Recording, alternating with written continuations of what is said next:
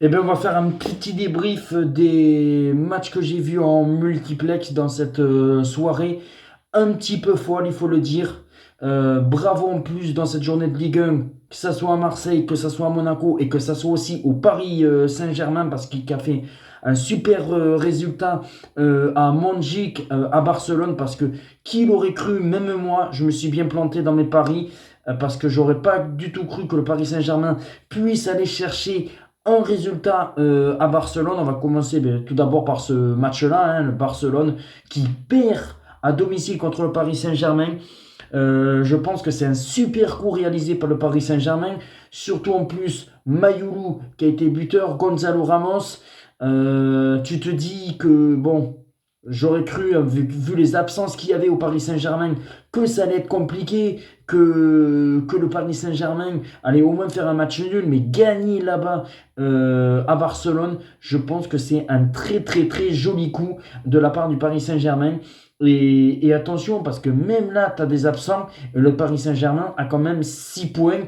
Et je pense que le Paris Saint-Germain est très bien parti dans cette compétition pour aller chercher cette place dans le top 8. Après, je ne m'inquiète pas pour Barcelone non plus, parce que je pense que Barcelone a été très bon. Même si on a vu une première mi-temps très intéressante de Lamine Yamal, mais la seconde période a été un petit peu décevante, contrairement au Parisien qui a été toujours très bon, même si il y a une blessure, la blessure de Fabien Ruiz, malheureusement. Fabien Ruiz qui est blessé et qui a rechuté. Encore une blessure supplémentaire pour le Paris Saint-Germain.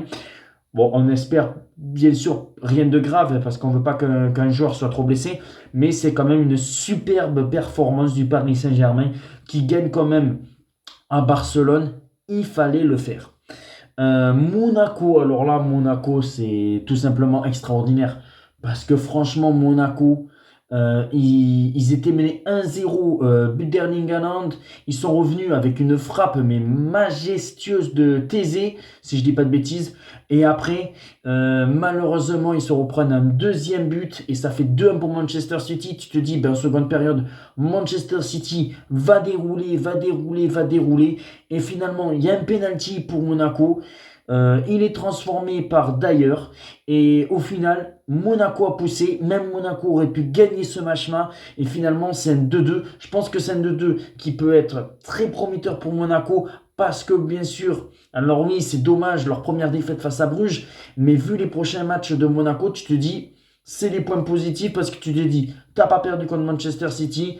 Tu peux y croire. Les prochains matchs contre Tottenham et tout ça, tu peux te dire pour Monaco, pourquoi pas mettre les mêmes ingrédients et aller chercher cette place en barrage et ce match de barrage. Pour Manchester City, il faudra vraiment vite se ressaisir parce que c'est sûr que je trouve que c'est moins bon pour Manchester City ce match nul-là que pour Monaco.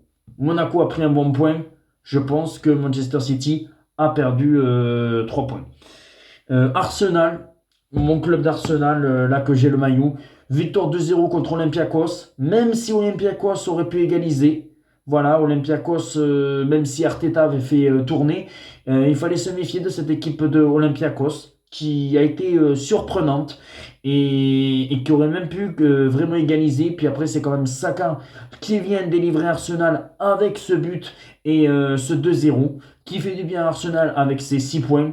Voilà, on sait très bien que, en plus, surtout au prochain match d'Arsenal en Ligue des Champions, ça va être du costaud. Même si c'est à la maison, ça va être l'Atlético de Madrid. Alors il fallait prendre quand même ces 3 points.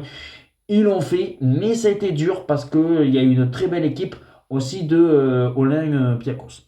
Dortmund, assez étonné de Dortmund, qui a déroulé contre l'Atlético de Madrid, contre l'Atlético de Bilbao et qui s'est imposé 4-1 avec Guirassy qui a été buteur. Alors ça a été un match un petit peu serré parce qu'à un moment donné c'était 1-0, c'était 2-1 pour Dortmund. À un moment donné, même Bilbao a eu l'égalisation du 2-2, finalement refusé pour un hors-jeu. Et puis après, Dortmund a déroulé avec le 3-1, 4-1 et Dortmund a mérité sa victoire.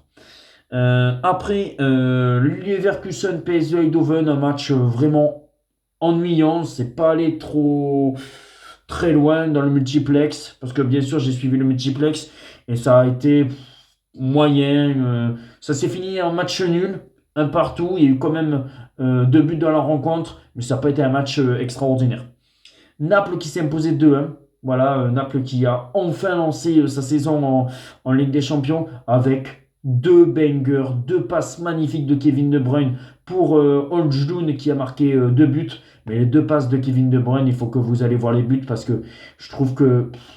Alors oui, les buteurs sont extraordinaires parce qu'ils marquent des buts, mais les passeurs, franchement, j'en parle dans mon vlog de hier avec la passe d'Aubameyang, mais les passes qu'a fait Kevin De Bruyne là sur ce match entre Naples et le Sporting, sur les 2 buts, sont exceptionnels, sont vraiment magnifiques, hein.